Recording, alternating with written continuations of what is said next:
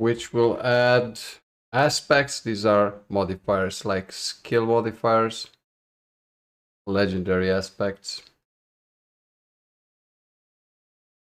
So Codex aspect limitation.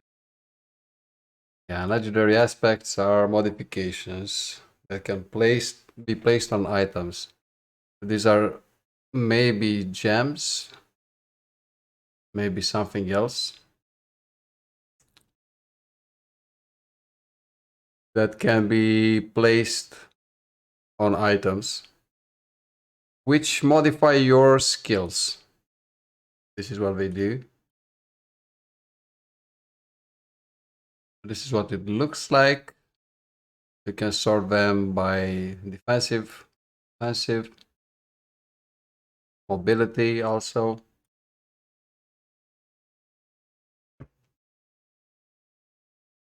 And we can look like aspect of deflecting barrier.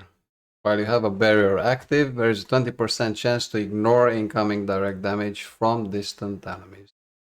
And then you have specific aspects for the class. So let's look at the sorcerer maybe.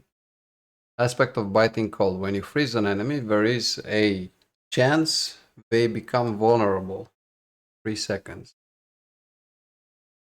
And probably this is where it drops, but only from dungeons. So completing dungeons will unlock an aspect from the Codex of Power. And it will not be as good as the one that can be found on a legendary item. So let's look at a video.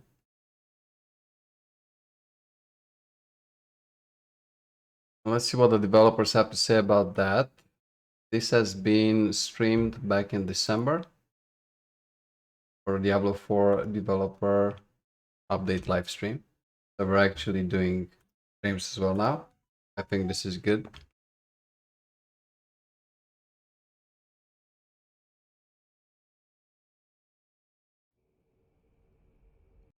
So it's actually really cool. Let's see. Super excited.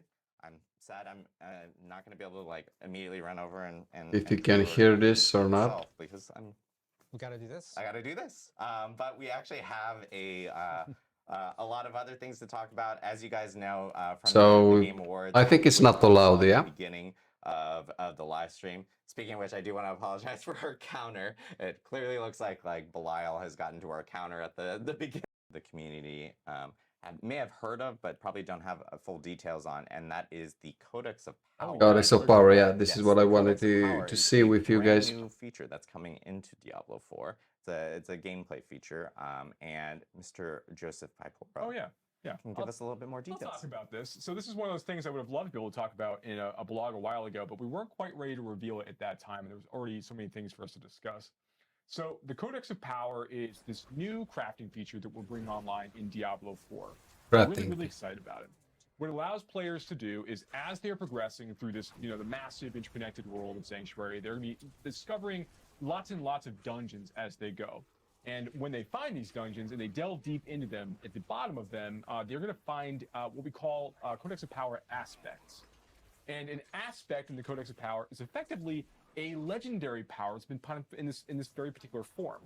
And every one of these dungeons that players progress through in the overworld has a unique legendary power via the aspect found inside of them. Yeah.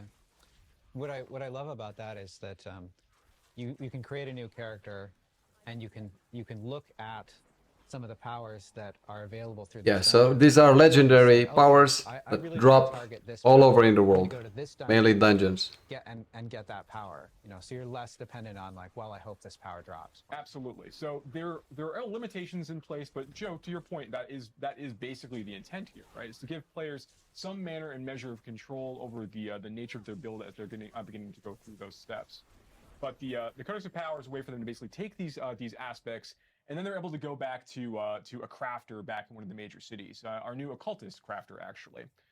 And when they go to the occultist, so did he just pick something up here, or it's unlocked automatically by completing the dungeon? The Codex of Power is a way for them to basically take these dungeon complete. And then they're able to go back to so you unlock it by completing a dungeon. Our new occultist crafter, actually.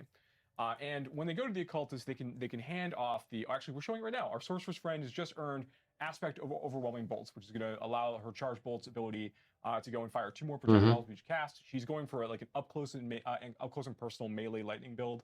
So this shotgun approach for her spenders will be really useful. More bolts, more damage, definitely very good.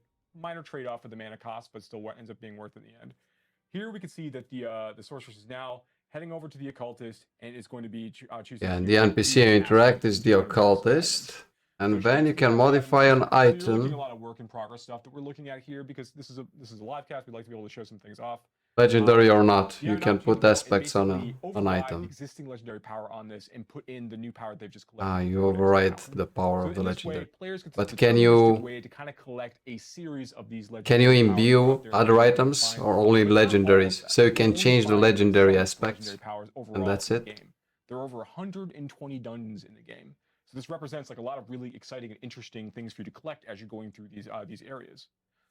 Also, you don't just find legendary powers for your class. You'll find legendary powers for all of the classes as you go, and some ones that can work in multiple classes as well. And then we think this is really cool because every time you find an aspect that you can put into your Codex of Power, this is now available to all characters in that realm. So, for sake of argument, if we're playing in Season 1, every character that you'd make, let's say you're playing your Sorceress first, and you go find a whole bunch of Werewolf, Druid, based aspects as you're playing. When you go and you want to build a new werewolf character or a new druid character, you have all those aspects to play with from level 1 as soon as you want to start kind of like leveling up gear and getting into a position where you can make use of them. Right. So you can unlock them for other classes you have as well. Yeah, I love too how we've really been thinking about crafting the Diablo 4, and I love how the occultist figures into that crafting, right? Because when we think about legendaries in Diablo 4, what we're really talking about is the legendary power. And that legendary power can be moved around. You can use it to upgrade rares, and the occultist is sort of the central point of all of that crafting loop. That's absolutely right. So that was one big change we add with, and we've talked about in previous blogs before. But one big change in Diablo 4 is allowing legendary powers of a particular type to roll on lots of different item slots, which gives players an interesting game. So legendary powers, or legendary skills or spells, just like they were in Diablo 2 on items, you can basically use them for crafting to move them around any legendary item you have. Could be good, could be worse. Remains to be seen. Deciding where they want to place certain powers to make the maximum use of them for their builds. Now the Codex lets them put them on the slots that are appropriate for that power. They can choose, right? But another limitation for the Codex power, in addition to not actually having the ability to collect all of legendary powers in the game, there's many more for you to find as you're playing through Diablo 4. Those powers also are always rolled at the lowest level of power possible. So it is always better for you to go find a legendary item that has the power that you're interested in, and then you can choose to use that item directly or extract the power from that item into an aspect crystal, then go in and print into your own item of your choosing. So those legendary items you find out in the world are always going to end up being more powerful as a general rule. Yeah, I really like the idea that no matter what, finding stuff is still going to lead to potentially the best opportunity of getting the most amount of power, but you still have the customization ability of being able to, I found this power, I would still like to use this on another piece of gear and add that within the Codex of Power, and you still can. Yeah, that's one of the things that's great about it. Exactly to that point is that you can have, let's say that you are leveling up and you get a legendary power that you really love, and you start to sort of make your build around it. With the Codex of Power, you can acquire new gear, and in fact through essences as well. And you can extract, you can bring that power with you, so you can maintain that build. So you're not losing a core part of your build as you're getting. Yeah. So basically, you'll be able to use different legendary powers or spells to move them around, use them for crafting, to modify your existing legendary items, powers with others. Now, as people discover the game, of course, it will become more and more cookie cutter. So some legendary powers everybody will want, most of them nobody will want, and since you don't need to farm for a specific legendary item, you can just get any legendary and replace the legendary powers on the item with what you want. So yeah, this is more like something that will make the game more accessible to more types of players, I guess. That's what I understand from it.